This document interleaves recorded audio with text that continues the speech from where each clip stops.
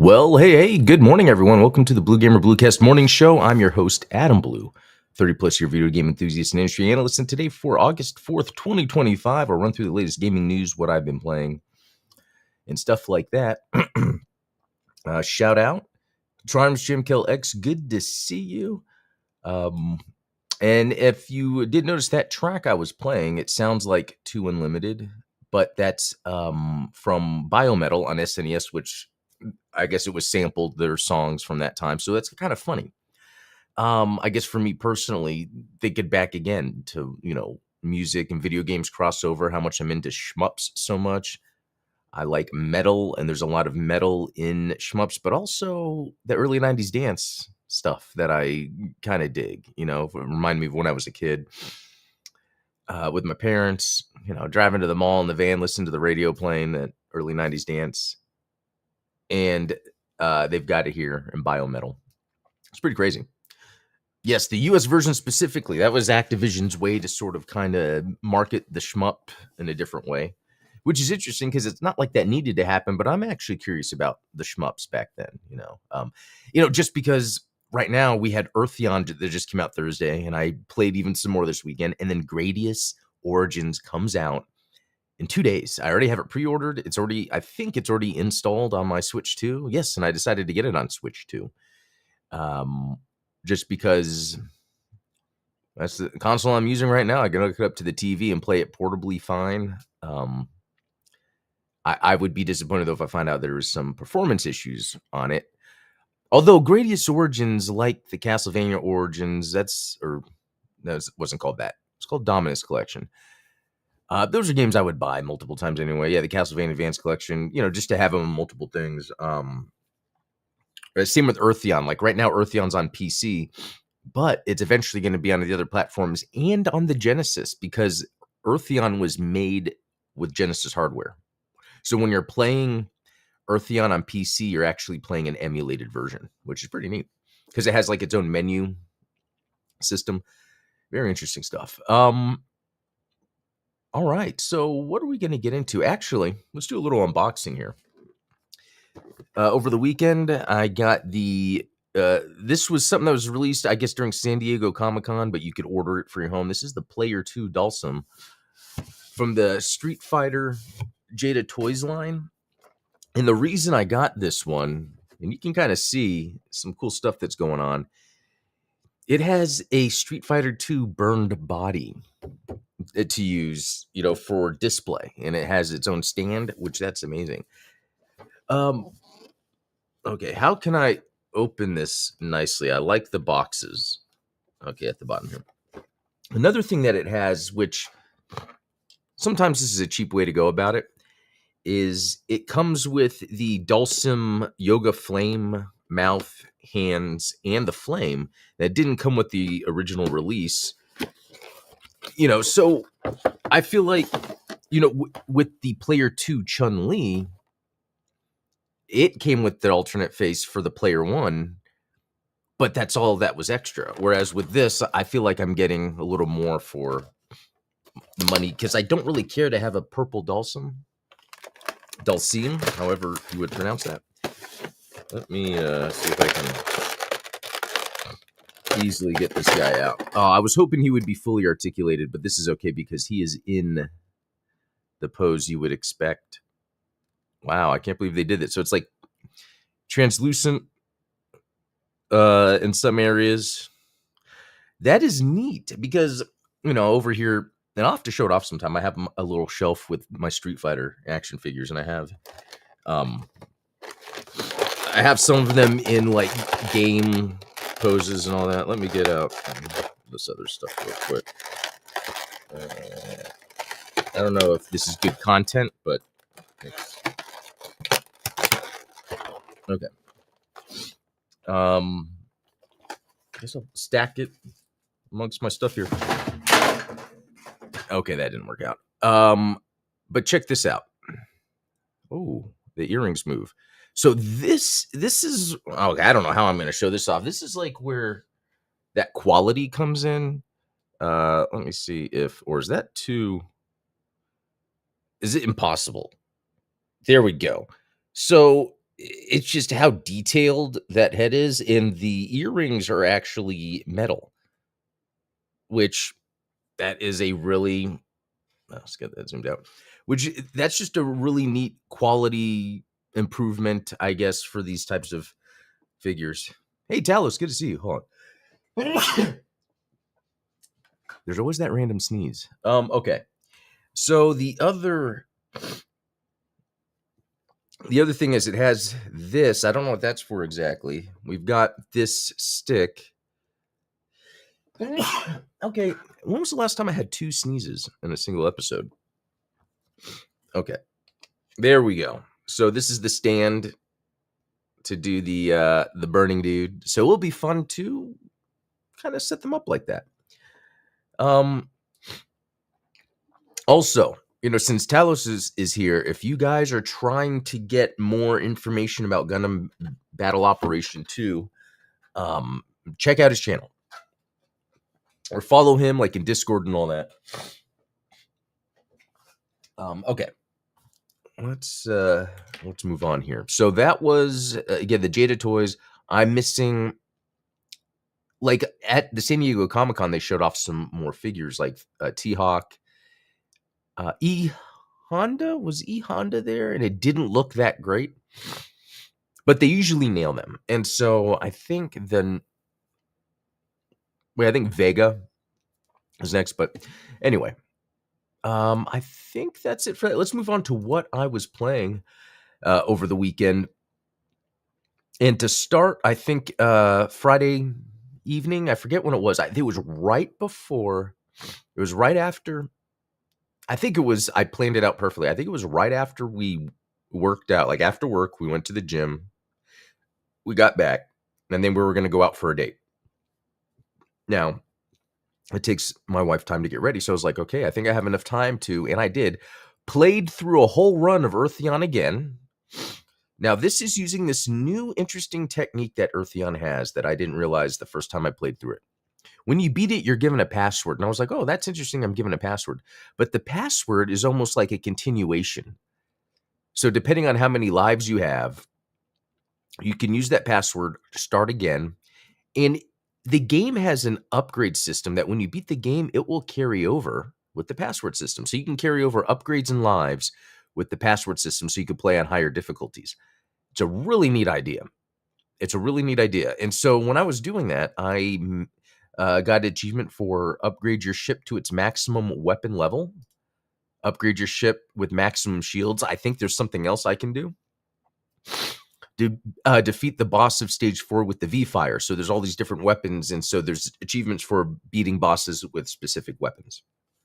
And how the game works too is like you can carry multiple weapons and switch between them, but if you like die or you get hit enough with one weapon, you will lose it.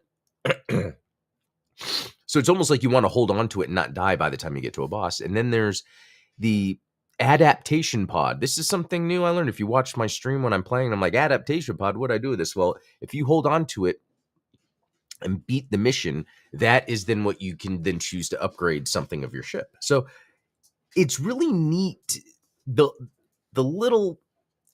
direction they went with a modern shmup to keep it old school, but enough quality of life improvements to make it fresh and fun, especially the difficulty. It's not like one of these insane difficult. It might be like there's harder difficulties, right?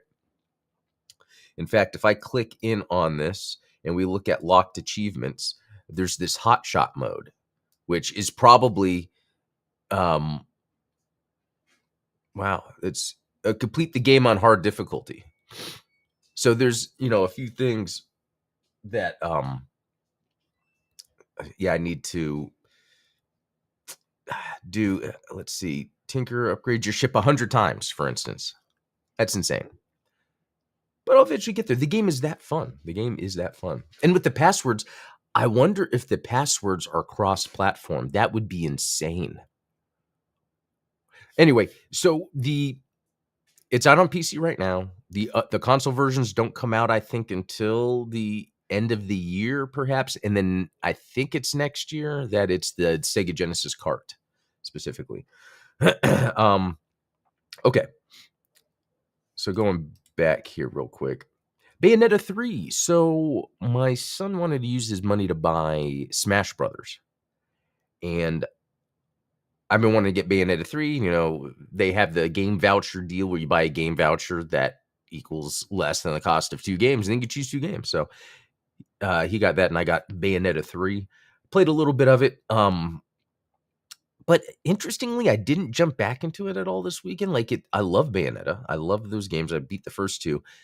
But playing the third, it kind of almost solidified what Bayonetta is in my mind in terms of mechanics of a game, because it's really less about a world you're in and it's more about the challenges. It's a challenge action game, which is not bad. I love doing all that stuff, the witch time, whatever. But I think that's why it wasn't pulling me back in. There was nothing in context of what I was doing that was interesting, like exploring, for instance, or something. And then jumped into a little bit of 80s Overdrive, played one race there. The thing is, if you have low fuel, so the game has some pretty interesting mechanics. If you have low fuel and a lot of damage on your car, it costs a lot to repair and fuel up. And then you won't have money to enter a race, because you can only enter a race if you have enough money to bet to enter the race, right? And if I get to a point where I have no money because of all the damage I'll get on my car and I have to refuel it, and you do these weird, it's not even a mini game, it's just something pops up where you can earn $50 to clean a car. And so you do that twice, you get 100. That allows you to get into the basic race. And then it's almost like, well, then you have to race through everything again, then get a lot of money again. And so that's a very interesting, almost rogue-like mechanic that was introduced into this game, because then it's like, well, if I want to play all these later levels, it's like, I kind of have to go back and play all the other levels, to have the money to bet to play the other levels while I'm using up fuel, and you're going to damage your car. It's how it works. You could be lucky, but in the game, there are cars that are always changing lanes, or police cars chasing you, and you'll get hit. And just over time, it accumulates. So it's a very interesting mechanic that almost sort of then stops the momentum of me playing. Then I'm like, all right. And then played some more Ninja Gaiden Ragebound, and that game is all over the place. So I've played an hour and 31 minutes, and so far every level plays completely different than the level before, which is great, but I still haven't found what its flow is. I talked about this last week, where it's like, well, one hit kills an enemy, but if you hit a glowing enemy, you get a special hit for the harder enemies that take more than one hit. And so there's kind of like a flow. And then as you're jumping, you could press the double jump or jump again right on like an enemy projectile or something to continue to move. So that's the flow of the game. Well, then they introduced the second character that played a little different. It was more projectiles. And then even further, they introduced the mechanic on another level where you are one character, but then you come to these certain sections where then you have to be the other character. And then they're timed platforming sections. And, I was like, I don't know if I really want to do this in a side-scrolling Ninja Gaiden game. So, again, I think it looks great. It plays fine, but I almost feel like it's not as cool as I thought it was going to be. I do like that it has some options where you can reduce. They're like accessibility options if you want to make it super easy and all that stuff. I might go through and change the sliders on that just to make it to where I can just play through it, because I don't know. I think it's fun, but there's something about it not keeping me coming back to it. Whereas, and I'm going to skip ahead, the Shinobi Art of Vengeance, I was shocked how fun and good that, like, it's like so much better than Ninja Gaiden, even though I think what they're doing Ninja Gaiden Ragebound is exactly what I want in 2D side-scrolling games. It's just the Shinobi, oh my gosh. So Ninja Gaiden Ragebound is made by the Blasphemous devs. Shinobi Art of Vengeance is made by the Wonder Boy Monster World devs. They came out with some recent releases and the art is awesome, but the combat, the controls, the art in Shinobi, I prefer over Ninja Gaiden. To the point where I don't know if I will even finish Ninja Gaiden Ragebound by the time Shinobi comes out. And then real quick, Godzilla, just I went through with a few more because again, this is a game that I'm just gonna have to grind all the kaiju until the end, just to get the remaining trophies or to complete all of the stuff. It's fun. It just takes time, and I can usually only get about 30 minutes in, and then I have to move on. And then there's Mario Kart World. I just played with my wife right before anime night last night. Wife and I played some Mario Kart World online. That was fun.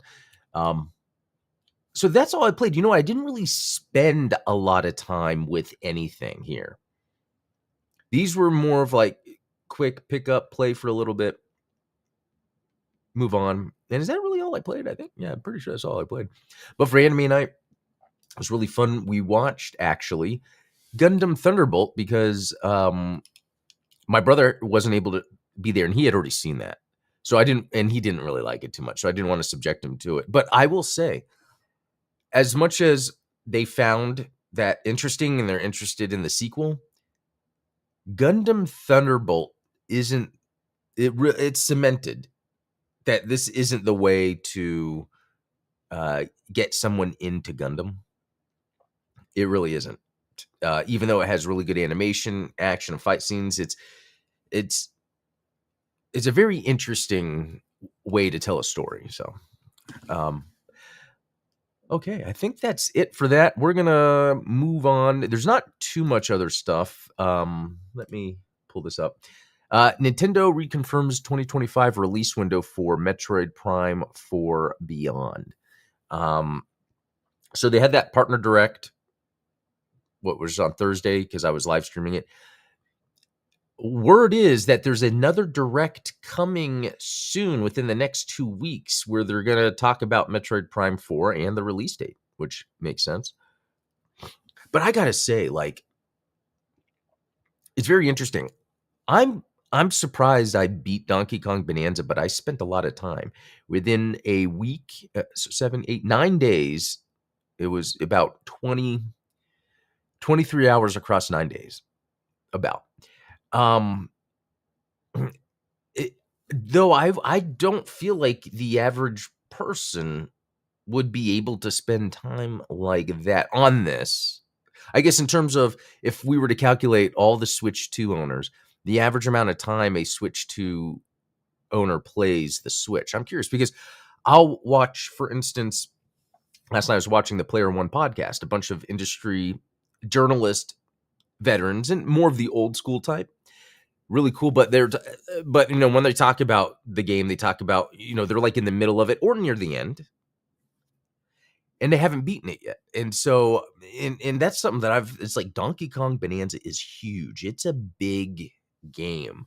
So I almost feel like Nintendo is trying to wait to be like, okay, by the time people are done with Donkey Kong Bonanza and want their next game, that's when we'd get the Metroid Prime 4 release. I mean, I could see them announcing it to come out like October or something. I don't know. I don't know. But at the same time, I will say, I'm not necessarily too hopeful for Metroid Prime 4 Beyond. Metroid Prime was fun, but to me, that wasn't like amazing. It was very interesting because when I've talked about this before, when Metroid Prime came out, I bought a GameCube for it. I bought the silver GameCube that came with it as a pack-in or whatever. Not only is it not like a standard Metroid game, obviously it's not a side scroller, it's first person, and you can kind of look over it for that, okay. But also there had been so many first person shooters that came out by that time that even in the first person category, it was a step back. And then it's the same thing with the Metroid, since the Metroid Dread. I am shocked people were fine with Nintendo releasing Metroid Dread. It wasn't their Donkey Kong Bonanza team that developed it. It was some Spanish developer that they tapped to make the game, not even internally. And with Metroid Prime 4, it's been forever where they've had different devs work on it, and then they're like, okay, we just got to get this out. I am very interested in seeing how it plays. But I do feel like, and for good reason, Nintendo does get its sort of extra boost with its games. They don't get scrutinized for, I mean, other than Pokemon games, they don't necessarily get scrutinized for the quality of their games. And it's because something like Donkey Kong Bonanza comes out and it's like, that's an incredible game. I can't scrutinize it except for maybe it just having too much, which, like, does that make sense? But we'll see. We will see when it comes out. I'm definitely going to give it a chance. Okay. Real quick, I wanted to talk about news that came out of Evo 2025. Ultronomus had posted in the Blue Gamer Discord some stuff. I was like, man, I hadn't even been following this stuff. So we're going to just go through some news real quick. So Virtual Fighter, Sega and Ryu Ga Gotoku Studio premiered real gameplay footage from the upcoming new Virtual Fighter project, marking the first substantial look at its combat system. Full reveal is expected at Tokyo Game Show in September. So, oh, come on. Ad. Why is this ad here? Maybe I can click that thing. It's in the worst place. Okay. I'm just going to. Interesting. Just kind of looking at the fighting. I don't know what to make of this because it's in. Okay, the graphics look really good. Yeah. Until I see it in context with other stuff, I don't know yet. But I'm excited. When Virtual Fighter first came out, that was huge. I played it all the time in the arcade. Came out on 32X, played it all the time. Virtual Fighter 2 in the arcade. I remember after bowling on Wednesdays when I was a kid, I would go play Virtual Fighter 2. Love that time. Okay. All right, Street Fighter 6. Sea Viper's return was teased, confirming her as the next DLC character arriving in autumn 2025. Tekken 8, Armor Kings. So they're still getting Street Fighter 6, Tekken 8 characters, still getting Guilty Gear Strive characters. Those are like the three top fighting games right now, in my opinion, or in terms of, I guess, the big ones. You got your Guilty Gear, you got your Tekken, you got your Street Fighter, and then Grand Blue Fantasy versus Rising. I didn't play this, but it looks cool. Under Night in Birth 2 got some stuff. Marvel Tokon Fighting Souls, that's that 4v4 game from Arc System Works that looks great. And then Fatal Fury City of the Wolves, I bought that recently and I haven't gotten back into it, and I really need to do that. I was even thinking about that yesterday. Yeah, they're getting Ken, so that's cool. And then oh yeah, this I heard about. The Capcom Fighting Collection 2 is getting an update that adds new artwork, a sound rack, and 4 new characters to Street Fighter Alpha 3 Upper, which is pretty neat. Let's see, any showcase highlights and side events. Rivals of Ether 2, not a big deal. Exhibition match, not a big deal. Sony's Flex Strike wireless fight stick, so that's probably why that was announced when it was. Not that I'd buy that. Let's see, Evo 2025 saw about 8,500 entrants, down from over 10,000 in 2024. The drop is attributed to economic factors, expanding Evo events internationally, and concerns around U.S. immigration enforcement. That's very interesting. The main lineup still features core titles: Street Fighter 6, Tekken 8, blah, blah, blah. Okay, not a big deal. Okay, and then the other thing was a THQ Nordic event, and I remember seeing the video, and I was like, I don't even know what they would release, and then time passed. I didn't even look it up. I feel bad. I can't believe I didn't hear about some of this. For instance, Darksiders 4 was unleashed in a teaser trailer. For the first time, all 4 horsemen appear together in an apocalyptic Earth setting. No release date yet, but it's available to wishlist now. That's crazy. SpongeBob game, I don't know. Okay, returning in classic franchises, Gothic 1 remake, interesting. I didn't really play the old one, but heard a lot about it. Probably won't play it. Titan Quest 2 is already out on early access. I didn't play much of the first one. In fact, I think I even own it. It's one of those things where it's like, yeah, this is this type of game. And then you play it and you're like, yeah, it's that type of game. I've played it. And then you're done. It's a weird thing. Wreckfest 2, new IPs and originals. Recreation from Burnout veterans. Okay, guys, this is huge. Recreation from Burnout veterans. Dang. Wow. Adding to wish list. I want to get so So it's racing, it's cars, but I think what the Burnout devs are able to do with the Burnout series is add that action to it, the destruction. This looks like it's has a lot of, I guess, building tracks, which I guess is okay. This is what I meant for it for, though, the crashing here. So if they're mixing everything, recreation, that sounds great. That is a cool surprise I'm just finding out right now. All right, Tides of Tomorrow, asynchronous multiplayer, The Eternal Life of Goldman. I remember that, but that didn't seem interesting. Reanimal, oh, from the Little Nightmares devs. Interesting, but it's not a Bandai Namco thing. Sacred 2 remaster. Do you guys remember the first Sacred? I don't think there is a game like the first Sacred. And I played Sacred 2, but there's something about the first Sacred game. Maybe it's the map where it was like, I don't know. I felt like it was the first game that I played as an action RPG where you can walk anywhere and there's no barriers. And there's sometimes I'm just walking into areas that it's like, and then it had a whole underground, right? I mean, before Twilight Princess, man, this makes me want to play this game again because it had this whole map and then it had like an underground area. And I bet you it was old enough where it's not on my Sacred Citadel is the only one. That's too bad. Because when did Sacred come out? Because I remember playing it. I want to say, was it where me and my buddy Kevin were living together? No, I don't. I just wanted to. Okay, when did it come out? Blah, blah, blah. 2004.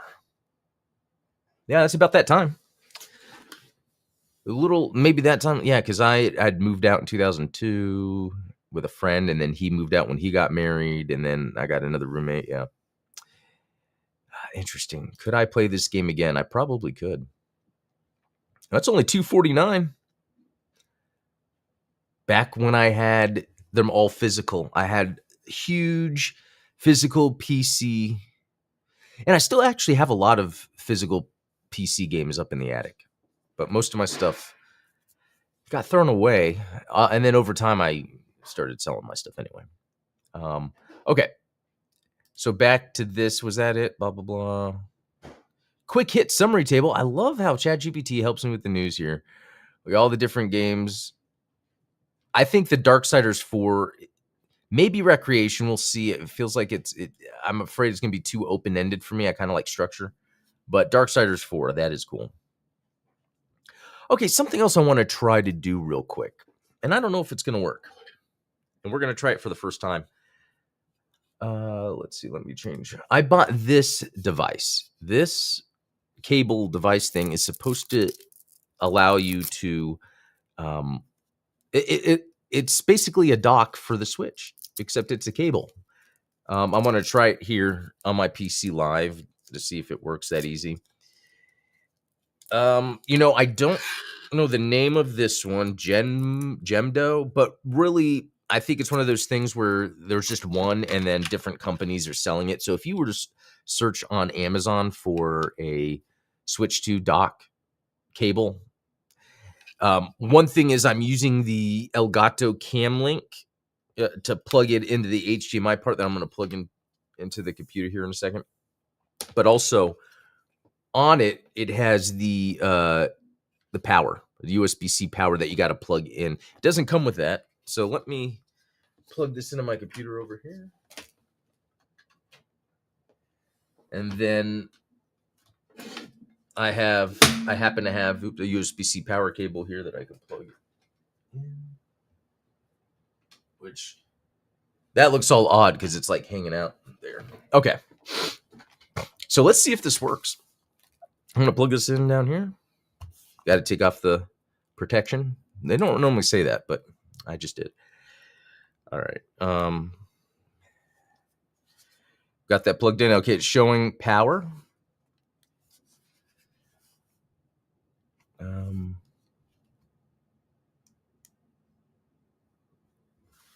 Interesting. Oh, I wonder. Okay, it's making the noise, but I can't see anything because probably. Let me go to this because I'm going to try to have it show up in this.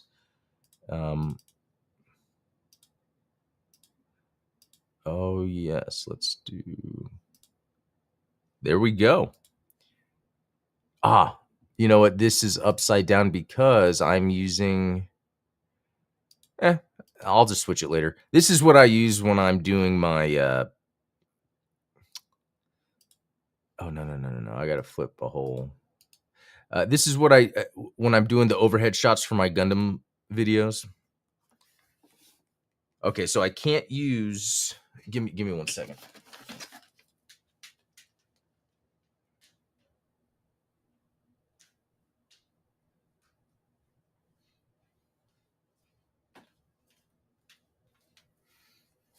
Okay. Interesting. The controller won't sync. Oh. Wait, what? Okay. Interesting.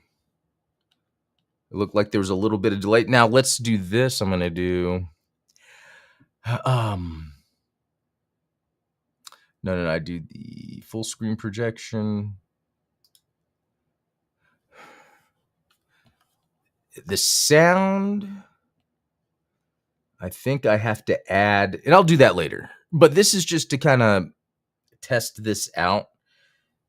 Basically, yeah, so that works. You can just get a cable. If you don't want to have to drag a dock around with you, you can just get a cable and do this. So look at this, Gradius Origins. I cannot wait. If I press that, close the software you're using, yeah, because I want to play. Oh, check if it can be played. Can't be played yet. Let's see what the eShop says. 8.7. I thought it was 8.6. Can I wait? Sale ends on 8.6. I cannot wait to play this. I cannot wait. It's got a brand new Gradius game, or Salamander, same thing. Okay. Well, that's it for today's episode. Thanks for joining. Thanks for watching. Hope you have a good rest of the Monday. I'll be back tomorrow with some more. So until then, have a good one.